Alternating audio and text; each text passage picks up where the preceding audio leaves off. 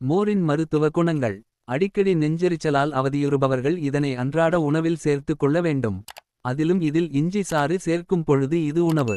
வயிற்றுக்குள் சிறந்த காரசார உணவு சாப்பிட்டால் அதன்பின் ஒரு கிளாஸ் மோர் சாப்பிட்டால் உணவின் கடுமையினை நீக்கிவிடும். ஜீரணத்திற்கு அதிகம் உதவுவது. அதிக ஏற்படுவதினை தடுப்பது. ஏப்பம்.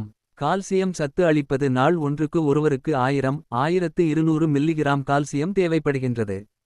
1 கப் பாலில் 300 மில்லிகிராம் கால்சியம் சத்து உள்ளது. 1 கப் தயிரில் 420 மில்லிகிராம் கால்சியம் உள்ளது. 1 கப் மோரில் 250 மில்லிகிராம் கால்சியம் உள்ளது. உணவு உண்டபின் மோர் குடிக்கும்பொழுது நெய், வெண்ணெய், ஆலிவ் எண்ணெய் இவற்றினை உணவு குழாயில் இருந்து கழுவி எடுத்து விடுகின்றது. பொட்டாசியம், வைட்டமின் பி சத்து மற்ற வைட்டமின்கள் தாது உப்புகள் கொண்டது. இதனால் நோய் எதிர்ப்பு சக்தியினை கூடுகின்றது. தூக்கம் நன்கு வரும். ஹார்மோன்கள் சீராக வேலை செய்யும். கொழுப்பினை குறைக்கின்றது. இரத்த அழுத்தம் சீராய் இருக்க உதவுகின்றது. புற்று நோயை தவிர்க்கின்றது. உடலில் நீர் வற்றாமல் இருக்கச் செய்கின்றது. லக்டோஸ் ஒவ்வாமை இருப்பவர்களுக்கு மோர் மிகவும் சிறந்தது.